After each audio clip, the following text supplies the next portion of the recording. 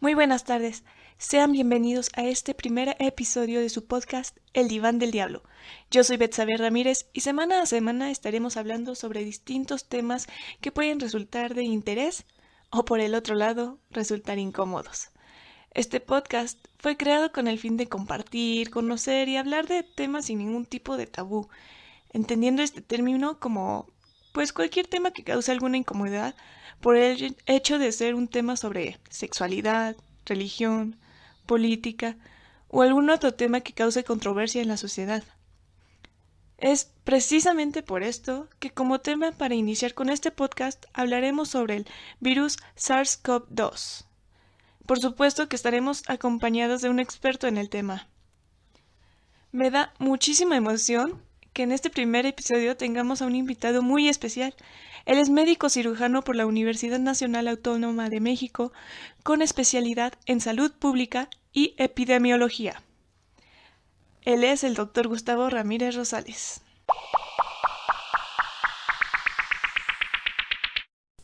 Doctor Ramírez, bienvenido a este primer episodio del Diván del Diablo. Gracias por aceptar la invitación. Gracias por invitarme. Doctor, para todos aquellos que viven debajo de una piedra y aún no se han enterado que nos encontramos en una pandemia, explíquenos qué es la COVID-19 y qué diferencias tiene con el SARS-CoV-2.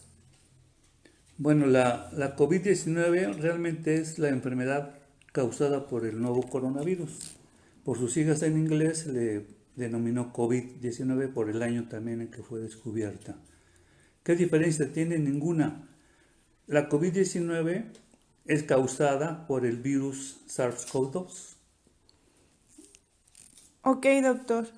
¿Y qué pruebas existen actualmente para la detección de este virus? ¿Y cuál es la más confiable?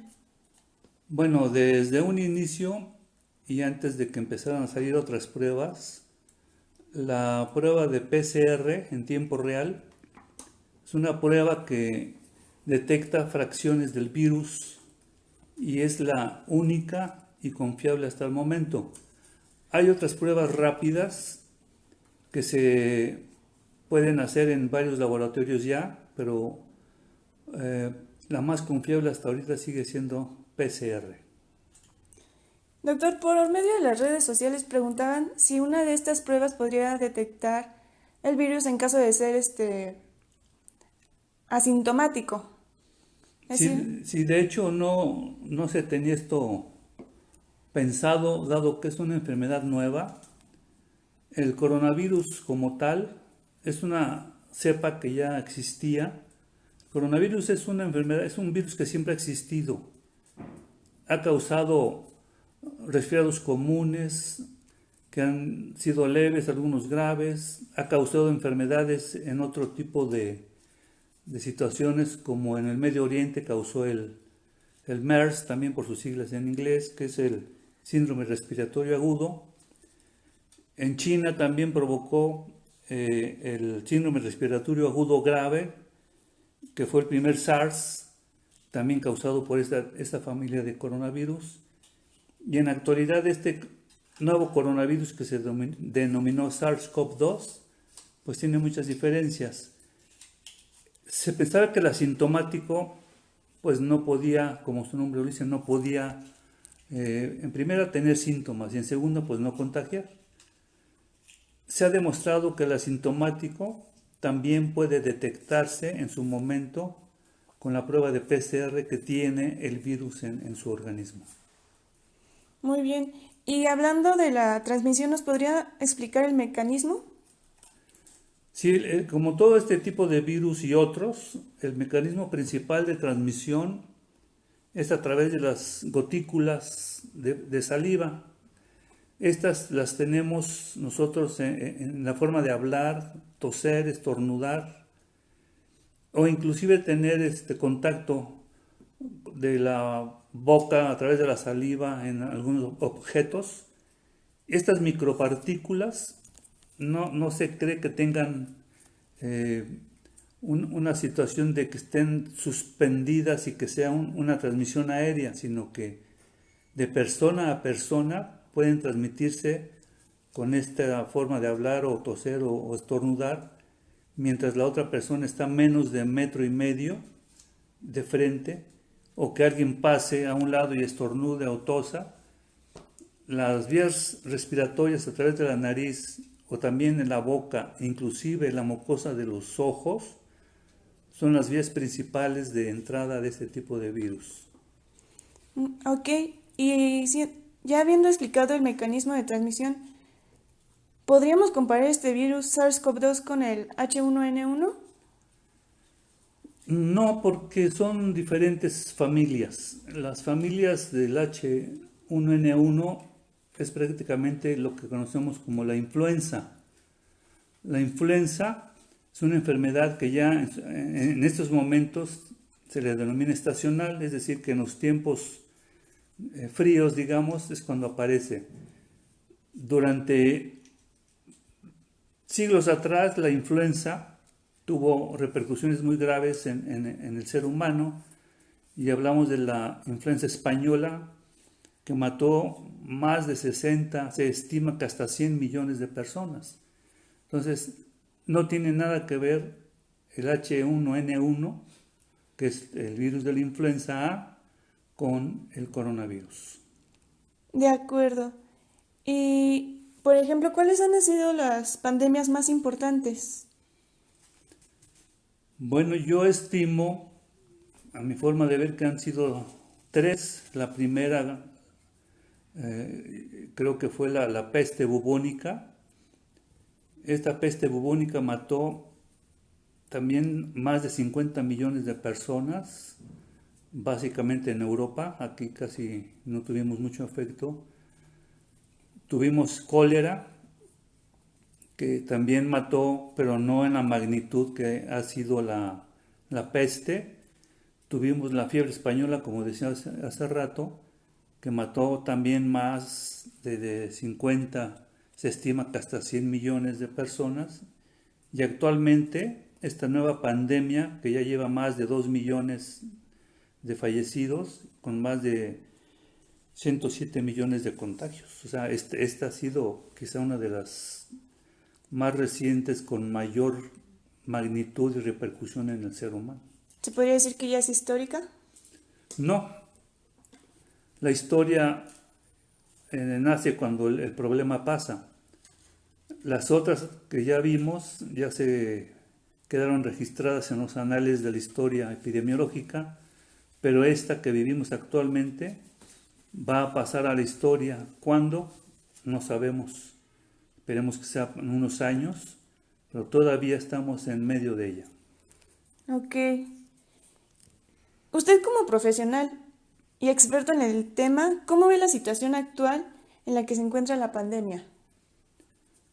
Yo creo que parte de lo que hemos visto en la pandemia en los diferentes continentes han sido reflejo del descuido, del mal manejo, de la confianza, tanto de las autoridades como de la propia gente, en no tomarlo con seriedad, lo cual hizo que tuviéramos repercusiones y unos picos inmensos de enfermos y de defunciones. Cuando tomaron las medidas necesarias, sobre todo en Europa, vinieron caídas, pero nuevamente hubo cierta confianza y volvieron a tener repuntes. En el caso propio de nuestro país, a mi forma de ver, creo que estamos pagando el descuido que fue el final de año, las fiestas decembrinas, que hemos visto que entre las últimas semanas de diciembre y las primeras de enero, el pico que se ve, la tendencia que se ve totalmente ascendente. Y ahorita que ya pasaron, empezamos a ver que hay un descenso de contagios y de muertes. Entonces la situación actual todavía es de cuidado. No podemos dejar de pensar en cuidarnos y tampoco podemos excluir que haya una tercera oleada de esta epidemia, al menos en nuestro país. De acuerdo. Usted acaba de mencionar una tercera oleada. ¿Cree que las noticias nos están diciendo la verdad sobre las cifras presentadas? Yo no estoy en contra de las cifras presentadas porque son datos que se registran de personas que se van a atender en unidades de salud. Pero hay todavía mucho más personas que van a presentar signos o síntomas o no tienen síntomas, pero que no acuden ni a un laboratorio a hacerse el resultado, ni mucho menos a una unidad de salud. O sea, hay personas enfermas que nunca supieron, que se trataron o se convalecieron en su casa. Inclusive hay personas que murieron en su casa sin saber que tenían este problema. Yo creo que la tendencia que se ve, pues sí es cierta, pero de que hay mucho más contagios de los que están registrados, sí los hay, y no podemos estimar más que por el grado que arrojan los laboratorios de datos positivos de la enfermedad. Si eso lo extrapolamos a la población, vamos a encontrar un número impresionante de enfermos o contagiados que nunca supieron, o que si lo supieron fue después de haber comparado el cuadro con lo que la clínica dice. Ok, ya que nos ha brindado usted esta información, quiero realizarle una pregunta, pero no quiero obviarla. ¿Está usted de acuerdo con el uso de cubrebocas? Yo desde un principio estuve de acuerdo. Hay enseñanzas que nos han dejado las pandemias. Por decir alguna, el cólera nos dejó la cultura del agua. El agua que ahora tomamos, ya nadie toma agua sin que sea de envase, o que sea de garrafón, o que sea agua limpia, de filtro, de lo que sea. Y lavado de manos. Eso nos dejó la pandemia de cólera. La pandemia de influenza, la cultura que nos dejó fue el uso del cubrebocas. Cosa que en esta pandemia, yo no sé por qué se desestimó el uso del cubrebocas cuando ya habíamos tenido una experiencia por la misma transmisión por gotículas de saliva, y que debimos haber hecho la misma estrategia de uso de cubrebocas, lo cual hubiera ayudado muchísimo a la presentación de casos o a la no presentación de casos. Se decía que era un auxiliar nada más y que esto pues podía ser útil. Yo estoy en contra de todo eso. Yo siempre pensé que el cubrebocas auxilia a la prevención de las enfermedades. Si yo estoy enfermo y me lo pongo, ok, trato de evitar que alguien más se contagie. Y si la persona que viene enfrente de mí no está enferma y trae cubrebocas, pues ya somos dos, yo el enfermo y él es sano. Ninguno de los dos, ni él se contagia ni yo lo contagio. Vamos a tener el cuidado de usarlo todos. La enfermedad hubiera bajado o no hubiera tenido estos picos tan altos, y sí hubiera auxiliado. Es un auxiliar, como se decía así, pues hubiera auxiliado en no tener tantos contagios y por lo tanto no tantas muertes. O sea, el uso del cubrebocas se debe haber usado desde un principio y no estarlo desestimando. Mientras las autoridades internacionales ya lo estaban usando, nosotros estábamos con la duda que si se usa o no se usa. Yo siempre estuve de acuerdo en que se usara. Doctor, y ahora que ya se usa un poco más el cubrebocas, hay muchos que usan el cubrebocas con filtro. ¿Usted qué opina de este cubrebocas? Bueno, esos cubrebocas con filtro realmente no son filtros, son válvulas.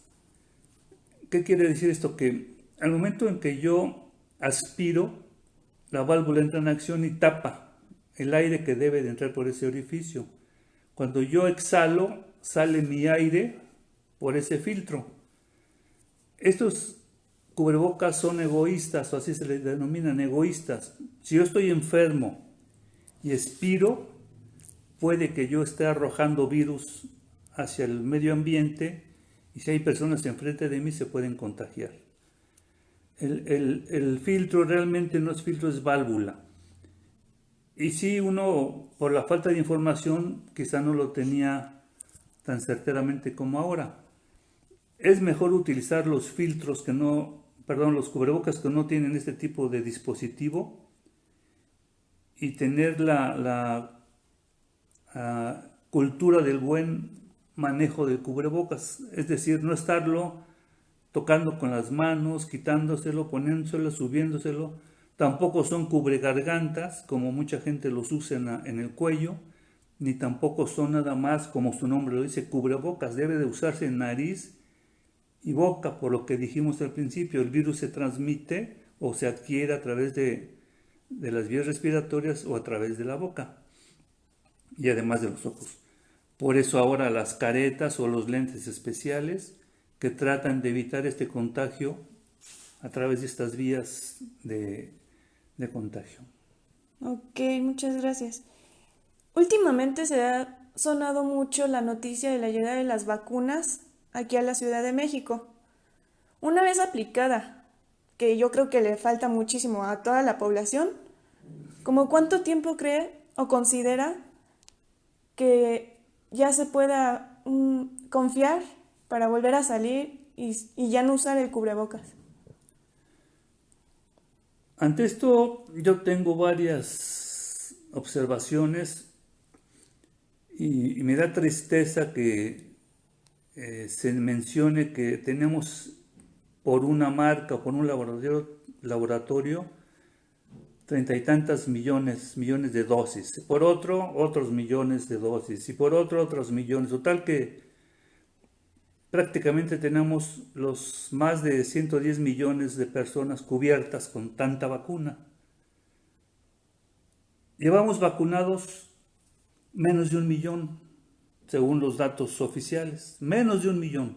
¿En dónde está el resto de los millones de vacunas?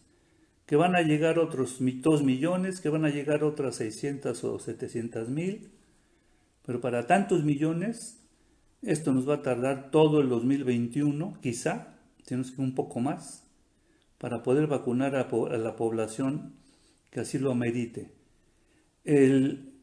Toda vacuna tiene un periodo en que el organismo empieza a producir sus propias defensas. Hay algunas vacunas que ya están espaciando la primera o la segunda dosis entre 8 y 12 semanas o 8 semanas, otras se van quizás hasta 40 semanas. Yo creo que la formación de anticuerpos debe de estar bien validada. Normalmente el cuerpo genera anticuerpos una vez puesta la vacuna, aproximadamente en 3 semanas cuando mucho, ya tenemos una primera respuesta ante la vacuna, y si hay una segunda vacuna para poder llegar a un 90-95%, la segunda dosis, cuando se aplique en el tiempo que se declare por el laboratorio, estaremos después de la segunda dosis entre 21 a 30 días de que podamos tener ya anticuerpos protectores. Aquí cabe aclarar que la enfermedad de por sí sola, aquellos que han enfermado y ya se han recuperado, sí tienen anticuerpos. Lo que no se tiene todavía una evidencia sólida, bien sustentada o robusta, es de cuánto tiempo nos va a durar esa inmunidad en aquellos que ya la padecieron.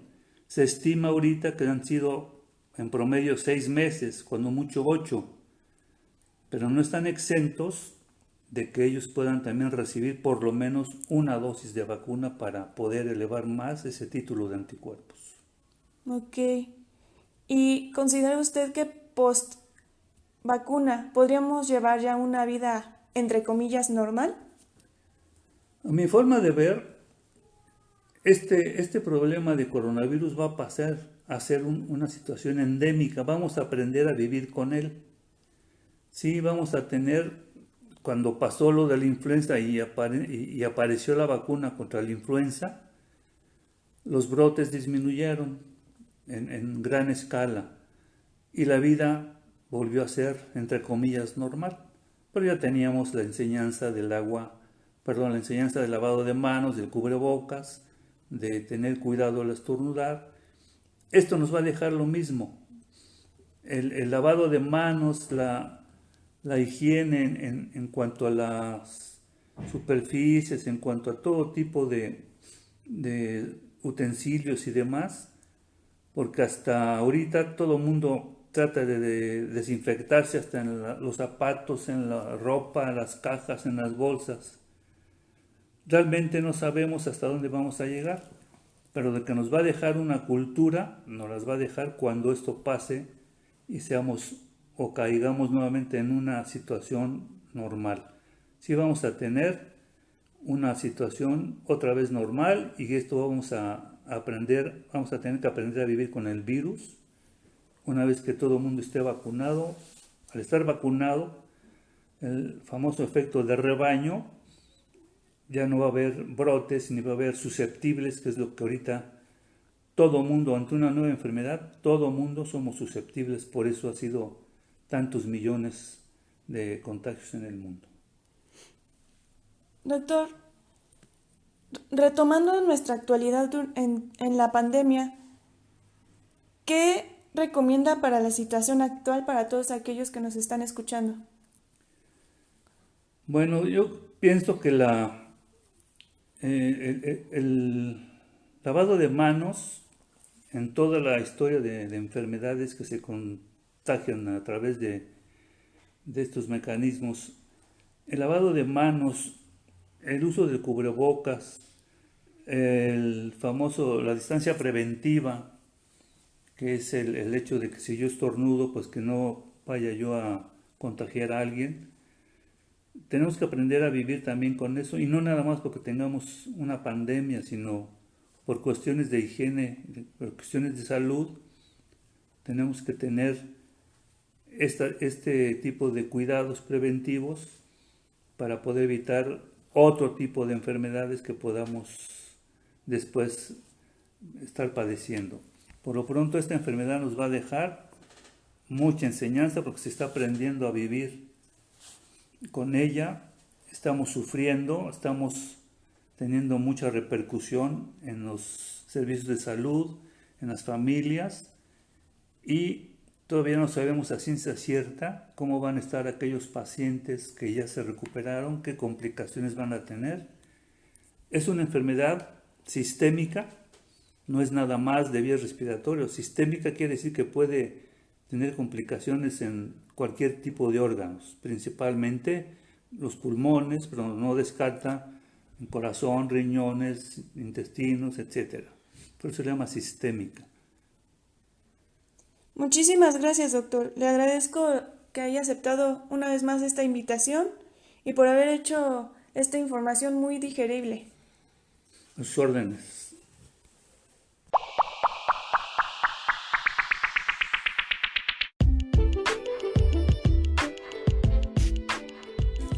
Esto fue el primer episodio de El Diván del Diablo. No se pierdan la próxima semana la entrevista a una persona que no cree en la existencia de la epidemia aquí en México por SARS-CoV-2. Recuerden que pueden encontrarnos en Instagram, Facebook y YouTube como El Diván del Diablo. Muchas gracias y hasta la próxima.